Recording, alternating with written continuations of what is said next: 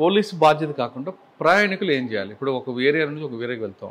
మీరు నాకు చెప్తున్నట్లుగా స్టార్టింగ్ ఒక ప్లేస్లో ఎక్కడ అనుకోండి, ఎండింగ్ ఒక ప్లేస్. ఉదయం లేచి చూసేసరికి ఆయన బ్యాగ్ పోయి ఉంటుంది, ఇంకోటి పోయి ఉంటుంది.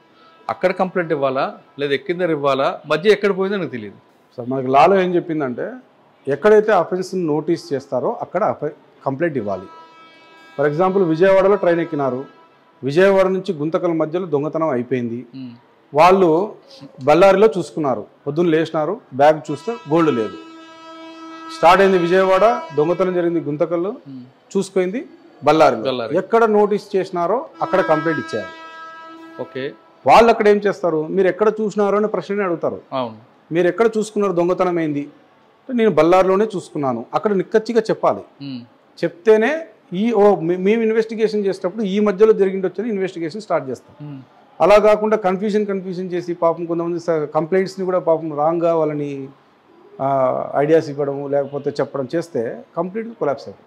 ఓకే, కానీ మీకు ఆ కేసు వచ్చింది అనుకోండి, బళ్ళారిలో చూసిన కంప్లైంట్ ఎఫ్ఐఆర్ ఇష్యూ చేశారు అంటే 2 రకాలు ఉంటాయి. Zero FIR. ఫస్ట్ జీఆర్పీ వాళ్ళు మాది కాదు పో అంటారు, కాదు ఇక్కడే చేసాము, ఇక్కడే మేము చూసుకున్నాము అని మీరు అన్నట్లుగా నిక్కచ్చిగా చెప్పినప్పుడు ఎఫ్ఐఆర్ జీరో ఎఫ్ఐఆర్ ఇష్యూ 100%. అది ఎక్కడికి ట్రాన్స్ఫర్ అవుతుంది, ఎక్కడ పోయింది ఎలాగ మీరు ఐడెంటిఫికేషన్ చేస్తారు? Yes sir. ఇప్పుడు అంటే ఎక్కడ పోయింది అనేది, ఎక్కడ దొంగతనం జరిగిండొచ్చు 100% గాల్లో దీపం లాంటిదే.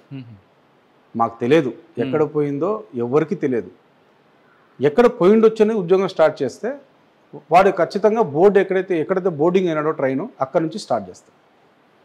విజయవాడలో ఎక్కినాడు, అక్కడేమైనా అయిందా దొంగతనం, ట్రైన్ లిమిట్స్ వరకు లేదా అక్కడేం కాలేదు, అక్కడ ఏమైనా అనుమానితులు ఎక్కినారా, ఆ రిజర్వేషన్ చార్ట్ ఏమి, ఎవరెవరు వాళ్ళతో పాటు తిరిగినారు, లేదు నెక్స్ట్ స్టేషన్ ఏమి, next main station for example Guntur ఉంది, గుంటూరులో సీసీ కెమెరాలు వెరిఫై చేయడము, అట్లా స్టెప్ బై స్టెప్ చూసుకుంటే ఎక్కడో చోట.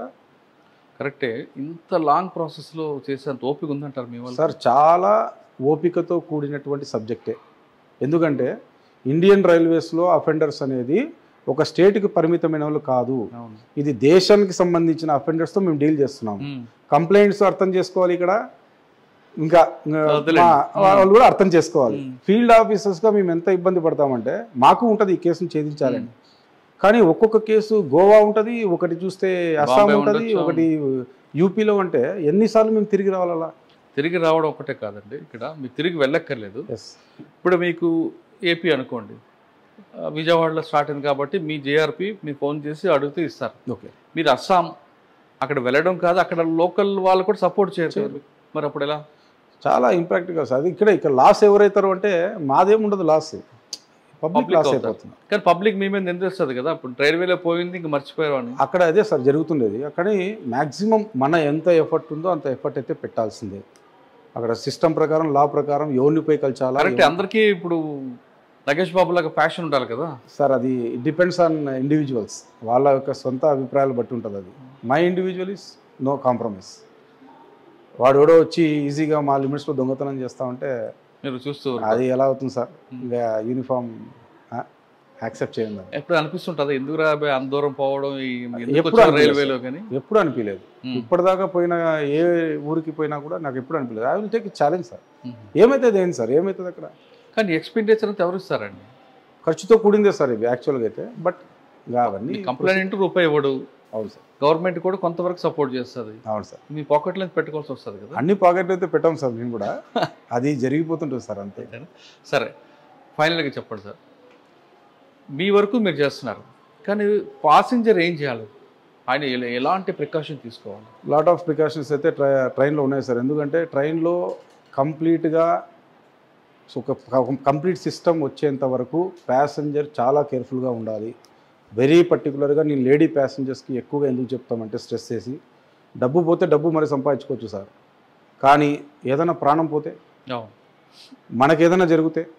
నేను ఒక ఇంటర్వ్యూలో చూశాను, సరదాగా అలీతో అనే ఇంటర్వ్యూలో, ఒకానొక ఆర్టిస్ట్ ట్రైన్లో ఎక్కి, ట్రైన్ అంటేనే ఆమెకు వైబ్రేషన్స్ వస్తాయంట, ఎందుకంటే తనకు ఒక ఇన్సిడెంట్ జరిగింది తన కెరీర్లో అని. సార్ అలాంటి ఇన్సిడెంట్స్ ఎన్నో జరుగుతుంటాయి ట్రైన్లో. ఆ లేడీ ప్యాసింజర్స్కి నేను చెప్పే రిక్వెస్ట్ ఏమంటే, దయచేసి మిడ్ నైట్స్లలో మీరు మేలుకొని లోన్లీగా ఎక్కడికి పోవద్దండి. ఈవెన్ ట్రైన్లో అయినా కూడా బాత్రూమ్స్కి పోవాలా, యూరినల్స్కి అంటే టాయిలెట్స్ యూస్ చేసుకోవాలంటే దయచేసి 9 లోపు 9-10 లోపు జనాలు తిరిగే టైం లోపు కంప్లీట్ చేసుకొని సైలెంట్గా పడుకోండి. వాటర్ తక్కువ తీసుకోండి. మళ్ళీ ఆఫ్టర్ మార్నింగ్ అయిన తర్వాత మీ లైఫ్ స్టైల్ మీరు డెస్టినేషన్ పోయినాక చేసుకోవచ్చు. అదొకటి సార్. రెండవది రైల్వే సంబంధము, రైల్వే వాళ్ళు ఏం చేస్తున్నారు, మా ప్రాపర్టీ పోయింది అనేది అంటే నేను ఒక క్వశ్చన్ అడుగుతాను ప్యాసింజర్స్కి, మీరు ఎంత ప్రాపర్టీ తెస్తున్నారో మాకేమైనా చెప్తారా? చెప్పారు. మీరు ఎంత తీసుకొస్తున్నారు అనేది అకౌంటబిలిటీ ఏమైనా చేస్తున్నారా? మీరు అకౌంటబిలిటీ చేయనంత వరకు అది మా సొత్తు కాదు, అది మీ సొత్తే. మీరు ఎంత క్యారీ చేస్తున్నారో చెప్పరు, లోపల ఇంతుంది అంతుంది అంటే జస్ట్ దాని మీద మేము ప్రొటెక్షన్ మీకు ఇవ్వాలంటే is highly impossible. So be practical. ఒకవేళ ఒక 4 మంది ప్రయాణం చేస్తున్నారు, ఒకరిని మెలుకోబెట్టండి. లేదు అతను నిద్ర వస్తుంది, పక్కన ఒక వ్యక్తిని లేపి నువ్వు చూస్తుండ్రా నేను పడుకుంటాను. అట్లా 3 అవర్స్ గడిచిపోతే కూడా డెస్టినేషన్ వచ్చేస్తుంది. మీ ప్రాపర్టీ మీకు సేఫ్టీ ఉంటుంది, దొంగోడు మీకు వెళ్ళి చూడడు. చేయాలనుకుని కూడా చేయలేడు కూడా. సార్ మీరు నమ్మరు, ఆ గురక పెట్టి నిద్రపోతుంటారు ఏసీలలో. మీరు ఒకసారి మాతో ఇట్లా కాదు, మీరు మా ట్రైన్లో మాతో పాటు రండి, జర్నీ చేద్దాం. ట్రైన్లో మాతో పాటు వస్తే వీడియో చూస్తే మీరు తీస్తే అర్థమవుతుంది ఏం సార్ ఇలా ఉంటుంది ఆ సిస్టమ్ అని. సార్ చిన్న ఎగ్జాంపుల్ ఇంకోటి చెప్తాను. మన ఇంట్లో ప్రాపర్టీ పెట్టుకోవాలంటే ఎంత జాగ్రత్త పెట్టుకుంటాం? లక్కర్లో పెడతాం, చాలా విషయాలు. ప్రాపర్టీ తీసిన తర్వాత లేడీస్ కానీ జెంట్స్ కానీ ప్రాపర్టీ తీసుకొని బీరువాలో ఒక జాగ్రత్తగా చేతులు 3-4 సార్లు లోపల తిప్పి జాగ్రత్తగా పెడతాము, అవునా? అవును. మరి ట్రైన్లోకి వచ్చేసరికి ఒక బ్యాగ్లో పెట్టేసి ఆ బ్యాగ్ ఇక్కడ హ్యాంగ్ చేస్తారండి. అరే ఏదో వాటర్ బాటిల్ పెట్టినట్టు, ఏదో వాటర్ బాటిల్ పెట్టినట్టు లేకపోతే అట్లా హ్యాంగ్ చేసి. మీరు నమ్మరు సార్, ఏసీలలో చూడండి చాలామంది గతంలో పాతకాలంలో ఆ లేడీ ప్యాసింజర్స్ ఎవరన్నా కానీ తక్కువ బంగారు క్యారీ చేసేవాళ్ళు, లేదా వాళ్ళు ఒక సీక్రెట్ ప్లేస్లో వాళ్ళు జాగ్రత్తగా పెట్టుకునేవాళ్ళు జాగ్రత్తగా. ఇప్పుడు అందరికీ బ్యాగ్ పర్సులు తీసుకోవడం ఇట్ బికమే వాళ్ళకి ప్యాషన్ అని కూడా వాళ్ళ ఇష్టం అది. కానీ ప్రాపర్టీస్ని కూడా పెద్ద పెద్ద ప్రాపర్టీస్ని అంత ఈజీ క్యారింగ్లో పెట్టేసి అక్కడ హ్యాంగ్ చేస్తే వాడు చేయాల్సిన పని ఏం సార్? ఇక్కడ ప్రాపర్టీ కావాలంటే ఆ బ్యాగ్ తీసుకుని వెళ్ళిపోతే అయిపోయింది కదా. అంటే వాళ్ళ ఇంటెన్షన్ ఏంటంటే ఏసీ బోగిలో ఉంటే సెక్యూరిటీ ఉంటుంది, బయట నుంచి ఎవరు రారు, డోర్ లాక్ ఉంటుంది, టీసీ ఉంటాడు, అటెండర్ ఉంటాడు, కాబట్టి కొత్త వాళ్ళు రారు అనేది వాళ్ళ భ్రమ.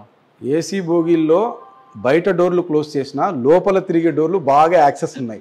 అవును, ఇది ఫ్యాక్ట్ మాట్లాడుకుంటే సార్ ఎవడైనా తిరుగుతాడు. ఈవెన్ బెడ్ రోలర్ ఎవడైతే బెడ్ వేస్తాడో, మీకు ఎవరైతే బ్లాంకెట్స్ ఇస్తాడో వాడు కూడా తిరుగుతుంటాడు 10 సార్లు. వాడు మంచోడని ఎలా అనుకుంటాం? అవును, వాడు చూసి కూడా వాడికి కూడా చెడు బుద్ధి పుట్టచ్చు.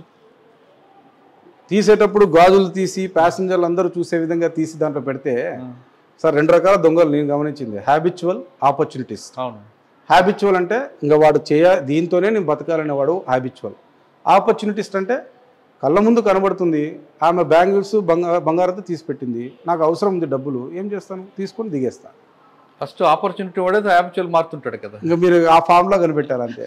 Every opportunity will become in future it will become a habitual offender. That's it.